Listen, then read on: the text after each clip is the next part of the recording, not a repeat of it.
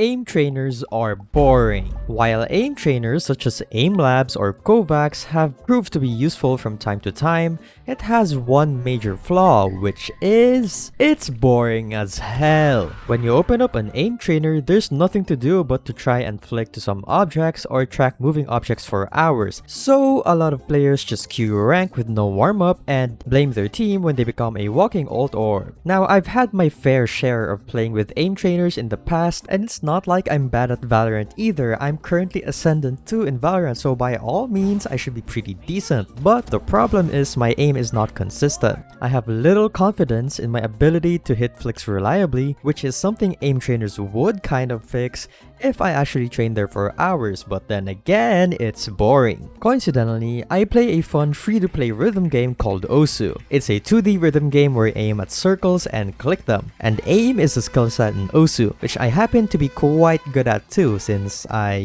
literally peak at top 600 in the world. So by every metric, my aim should be cracked in Valorant as well. But it isn't. But I'm very good at Osu. How am I still garbage at Valorant? Well, here's the problem. Osu, as I mentioned earlier, is a 2D game, which means your aim is, 2D aim. Compared to 3D aim in games like CS2 and Valorant, Osu lacks depth, something that's impossible to find in a 2D game. Or is it?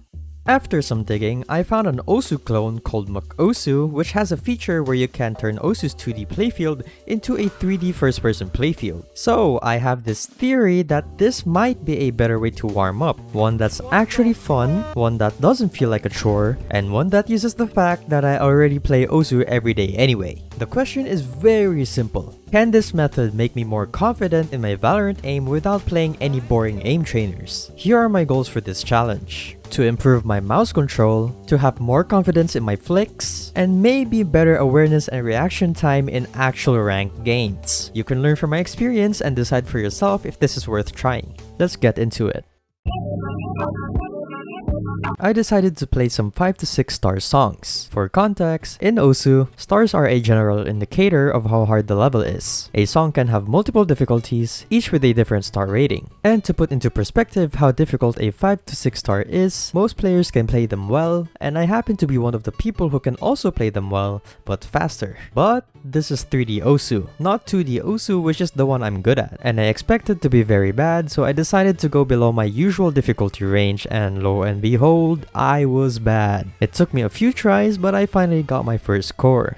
Nice. As you could probably tell, I was very enthusiastic about this score. Then I went ahead and played a few more maps just to try and get a good feel for my sensitivity. Also, I'd like to note that this is the exact same sense I use in Valorant. So if I do get good aim here, this should theoretically transfer over to Valorant. But after playing a few maps, I noticed a crucial mistake. While watching the gameplay, you might have noticed that the playfield was curved. Now, okay, it's not a super big deal, but when you think about it, in games like Valorant, sometimes the enemy will be closer and sometimes they'll be farther. And if we look at aim trainers, we can see that the targets are laid out on a flat wall, not on a curved wall like what I've been playing on. So by hour 3, I finally decided to change the setting. And now, it was time to lock in. Aside from me turning off the curved playfield, I also set the CS of all maps to 5.8. And to clarify, CS in Osu means circle size. The higher the number is, the smaller the circles are. And let's be real for a second, okay? Have you ever seen a head this big in Valorant? I wish it did only for me, but no, it doesn't exist. Anyways, while I was playing, I noticed I was getting more consistent, and I'd have less misses compared to my first hour. Changing the circle size was also very beneficial, since it forced me to aim fast yet accurate. I also tried harder maps, but I couldn't get far. So I went back and pushed for better accuracy, and I focused all of my efforts into jump maps specifically. Now you might be asking, what about trekking? Trekking is a core fundamental of FPS games. You can't just not practice that. And you would be right. That's why we have the slider. No, not the slider kind of burger, but I'm talking about these things. God. You need to click the circle, which is the start of a slider, and follow this ball all the way to the end. Now the tracking problem is solved, right? Wrong! Because the slider takes a predetermined path, which is obviously not the case for, real opponents. So the only thing this is actually solving is the smoothness of your mouse aim, which, hey, it isn't tracking, but it's still a good thing. So is that it? Is there actually no way for me to practice tracking? In FP Osu, do I really have to go to AIM Labs, to the Valorant training range, just to practice tracking? No. Introducing Strafing! Yeah! Luckily, Mock Osu has a custom mod, which makes you automatically strafe. Well, actually, it just bounces you around, but hey, it's fine. So now that we have the tracking issue covered, by hour 8, I decided it was time to focus on that. Okay, before going on to hour 8, I feel like I have to mention something very obvious, and it's that the video was not done in one sitting. That's just not possible for me, okay? I'm not a clanker.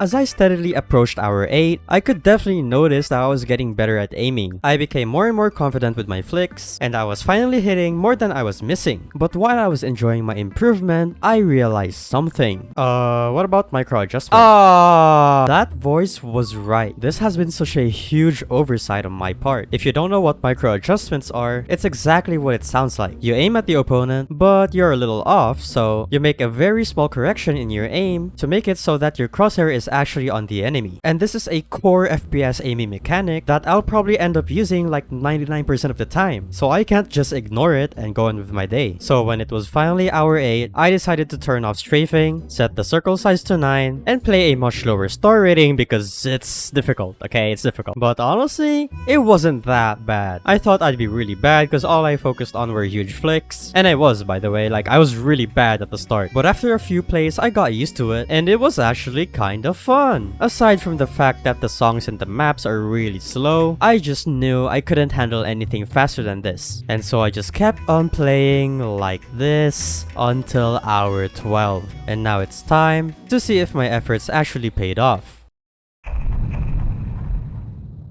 It was finally time to put my aim to the test, and what better way to test that than by queuing into rank first thing. But don't worry, because I would never throw my games. In the end of the first round, I was able to secure 3 kills. And honestly, my aim was feeling really good. So much so that I felt like I could carry and win the whole game. Nah, I'm just kidding, we lost that game. But anyways, it happens. And this was actually my first game without breakfast, so I went ahead and got me some breakfast, and guess what? I instantly became better. I guess you gotta eat if you want to rank up. Also, if you're still confused about what we're testing here, let's listen to the words of the past me. All I need from these next games are to find out if I'm actually more consistent with hitting my shots. Like, I'm not gonna count bad decisions, I'm not gonna count bad game sense, maybe some positioning, maybe some, you know, but I'm mostly focusing on raw aim. And with that in mind, the game did go pretty smoothly, though I did have one complaint. Yeah, look, I'm tracking fine, but my hands are too warm, bro.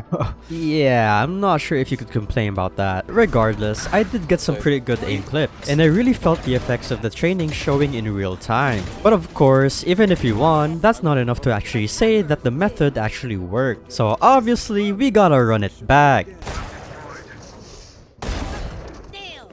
Yeah, okay, it definitely works. Normally, my aim would be very burnt out after just one game, but somehow it wasn't. Despite the bad first game I had earlier in the day, all it took to get me back on my feet was some breakfast and 5 minutes of FPS Osu warm-up. So, the answer you've all been waiting for. Does this actually work? I can say yes to some degree. While this method does help with mouse control, as well as flicks and some tracking, there are some core skills that this method cannot teach you. For one, the fundamental of all aim is crosshair placement. While this method does help you train your micro adjustments, it does not teach you crosshair placement, positioning, and game sense. And I must say that this isn't for everyone, because you may have to learn Osu to some degree to make use of it. But if it's just aim that you're struggling with, and you find regular aim trainers boring, then I suggest you give this a shot. In the end, this is just a method for you to improve, and most of the experience you need to improve will all be from playing the game anyways. Thank you for watching, and this video is a little different from the last one, but I'll be back to the usual next time, I think.